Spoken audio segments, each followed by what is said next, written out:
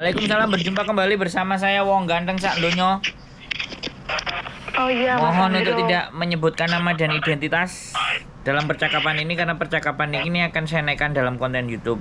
Piye dan bagaimana Iya. Mbak Iya, ini saya mau minta solusi dari Mas Andro. Ini gimana aku, Mas? Hmm. Itu tentang yang kemarin kan aku pernah curhat masalah kasusku itu kemarin loh, Mas Andro. Kasus apa Mbak? Sampean baleninnya Masih saya telepon wong masih ingat? 2000 ya. Oh iya, maaf. Kan yang pernah aku dulu bilang itu yang aku lapor polisi tentang ditipu, tapi aku malah dicurigai money laundry itu kemarin loh. Oh ya, terus gimana nih? Ya, terus kan kemarin itu kan hari Selasa dia telepon lagi kan polisinya, terus ngomong sama saya, dia bilang katanya suruh ke kantor polisi ngambil laporan pernyataan yang itu laporan tentang uang saya yang ditipu itu, mereka tidak bisa memproses karena saya dicurigai money laundry, bilang gitu kan. Terus?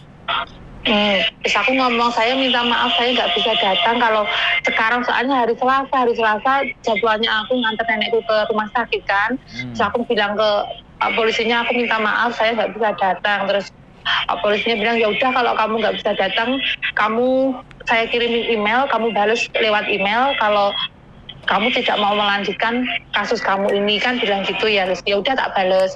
Habis itu sampai sekarang nggak telepon lagi. Terus saya takutnya kalau tiba-tiba mereka gerbek, soalnya dia bilang nanti kalau saya datang ke kantor polisi ngambil surat pernyataan itu dia mau nahan aku gitu, maksudnya mungkin diinterogasi ya mungkin ya Mas. Ya nggak ada ditahan kalau sampeannya nggak salah atau sampeannya belum dinyatakan bersalah kok ditahan. Ketakutan aja sampean itu meminta keterangan. Jadi dia itu sebenarnya meminta keterangan gitu aja ben gak garai bingung. Wong kabeh panik gak sama ngomongin kayak gitu. Ditahan. Bahaya. Iya dia bilangnya we arrest you, bilang gitu loh. Saya pakai identiknya, saya nanti ditahan kayak mbak-mbak itu, diinterogasi sampai sama kayak gitu Mas. Loh iya kan, sekali lagi yang ditanyakan kan banyak. Paham nggak gitu sampe? Ya? Yang ditanyain kan banyak, ya bukan di arrest ya. Dia mau mendata gitu loh sebenarnya. Meminta informasi.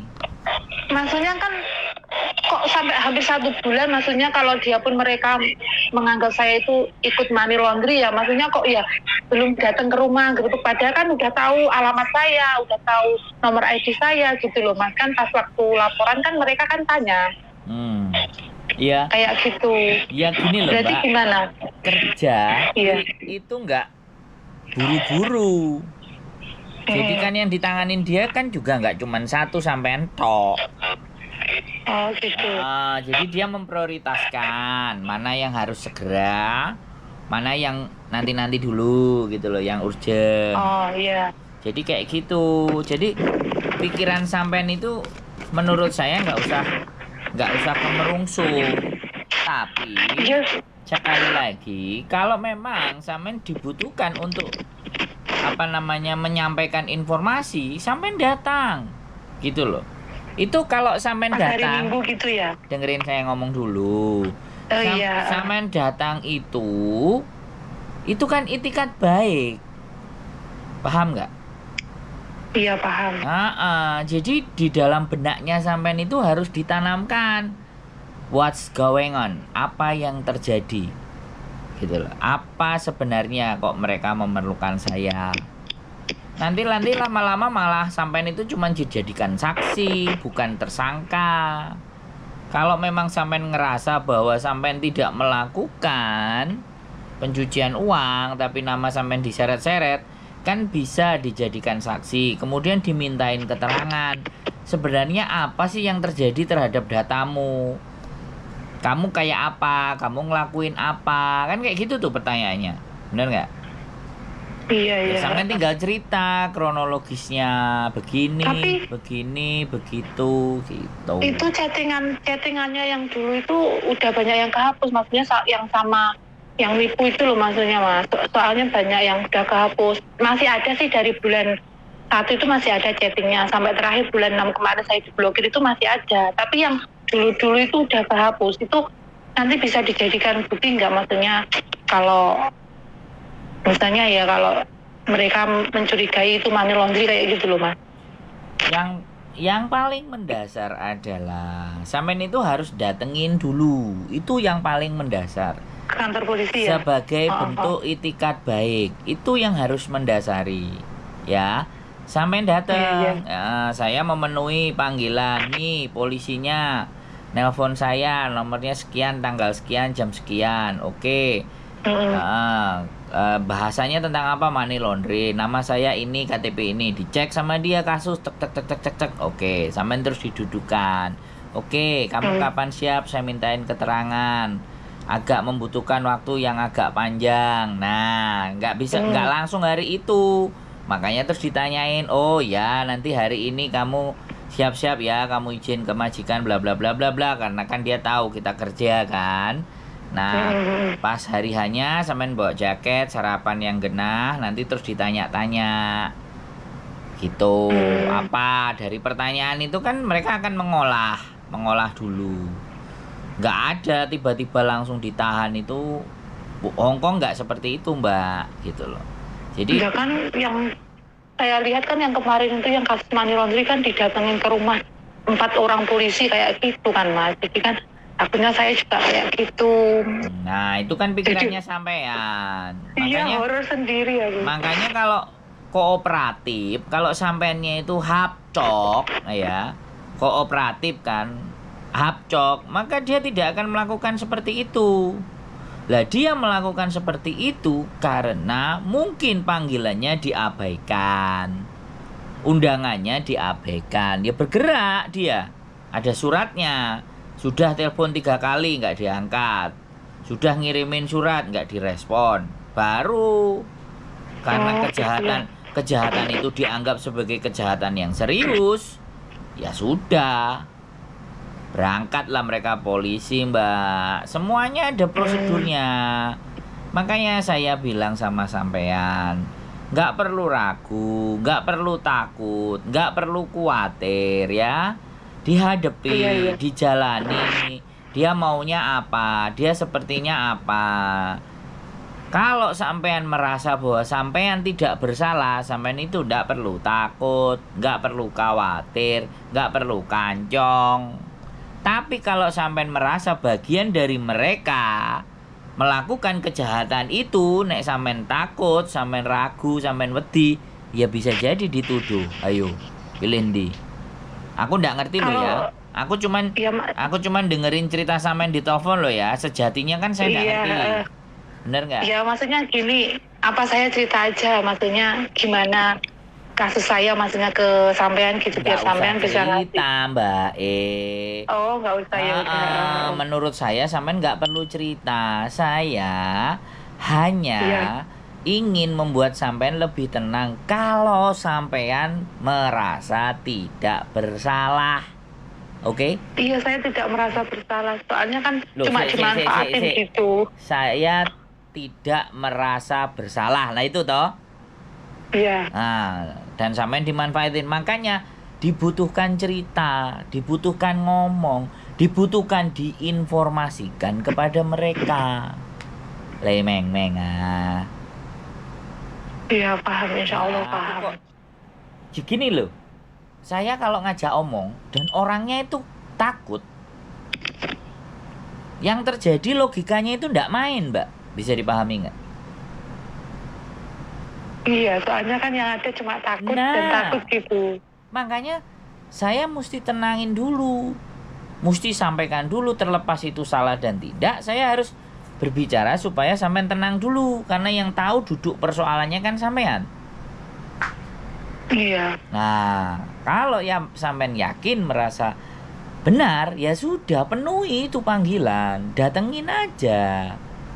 Nggak usah ragu, nggak usah takut, pamit sama majikan baik-baik. Hongkong itu nggak seburuk yang kita bayangin Mbak. Sampean terlalu nonton banyak konten sehingga konten-konten Tiap hari konten-konten. saya nonton konten yang jenengan, Mbak, sama Miss Yuni. Itu tiap Nah. hari, tiap dari pagi sampai sore pas waktu rehat. Itu tak lihatin terus maksudnya kasus-kasus anak ini biar ya makanya intinya buat masukan gitu loh, Mas. Nah, makanya, tapi bukan berarti ketika kejadian yang seperti itu semerta-merta sampean juga begitu. Jangan Iya. jangan disamakan Ya Allah. seperti itu. Setiap case itu berbeda-beda. Ini yang harus saya sampaikan. Jangan sampai karena sampean sering nonton malah jadi sampean ketakutan. Itu keliru. Bisa dipahami nggak? Ya bener aku yang seperti yang sampai sampaikan itu loh. Hmm. Ya Allah. Jangan karena kita menonton, melihat untuk cari manfaat, malah kita jadinya ketakutan. Lah ya itu repot. Makanya kan menelaahnya, menontonnya itu sambil dipikir, nggak cuma didengerin tok. Nek didengerin tok jatuhnya begini, terpengaruh sampean. Tapi kalau Iya kadang gitu. Jadi anak-anak itu kadang-kadang ketakutannya didahulukan. Tapi tidak logika dan nalar berpikirnya yang didahulukan gitu loh. Itu yang menyebabkan kenapa sih teman-teman gampang terkena masalah. Gitu loh. Jadi memahami dalam sebuah persoalan itu langsung letterlek. Nek diomongno A yo terus engko mesti A, nek gak A salah. Lah ndak bisa begitu. Paham nggak sampean? Oh. Begitu. Iya, paham. Jadi Berarti maksudnya sampean itu nggak misalnya kasusnya money laundry itu kedepannya nggak mungkin sama kan, mungkin ada yang beda, mungkin ada yang ringan, ada yang berat kayak gitu ya Mas. Case-case-nya itu kan beda-beda. Cuman kejahatan itu tergolong money laundry gitu loh maksudnya. Oh iya. Ini ya harus dipilah-pilah, nggak boleh disamain. Modus, motif, cara bekerjanya bisa beda-beda. Kayak gini aja ya, kita ngomong maling. Nah, maling iki enek sing langsung lan-lanan. Langsung sing ngarepe dimaling dibacok. Enek-enek sing maling nyolong rekening. Enek-enek sing maling mlebu omah pas sing duwe turu. Lah kan tapi intinya semuanya kan maling. Iya. Paham nggak Cuma sampean? beda caranya, beda gitu Mas. Wis ah. Iya, insya Allah. Tak belajar tenang. Nah, tenang. Ya. Kita pingin bikin konten. Kalau di jalan ketemu polisi saya itu cuma takut langsung takut gitu loh. Ya Allah, gimana aku? Sekarang pelan-pelan begitu. Kita bikin konten itu, Mbak, supaya sampean-sampean semuanya itu justru tidak takut, justru tenang, justru bisa memahami. Bukan sampai nonton konten tambah ketakutan. Nah ini kan yang salah. Iya, salahnya ya mungkin mikirku kan kalau kasus money laundry kan itu kan hukumannya berat banget Mas. Tak lihat dari Google itu kan penjara sampai segini. Maksudnya kalau kita nggak bisa membuktikan kalau kita nggak salah gitu maksudnya. Ya sampean keweden karepe dhewe lah. Iya bener ya Allah, saya sampai gimana gitu makanya aku keweden karepe dhewe wis ta lah. Aku tak coba aku harus berani soalnya kan aku nggak salah, aku cuma dimanfaatin mereka, malah aku juga ditipu sama mereka sebenarnya kan. Nah sampean buktikan, aku harus bisa jelasin. Sampean buktikan bahwa sampean memang tidak bersalah. Buktikan perkataannya sampean dan alat-alat buktinya gitu loh. Bisa aduhnya misalnya kayak apa Mas? Soalnya kalau ATM ku udah tak tutup kan, itu udah diambil sama pihak bank, berarti gimana itu cara nanti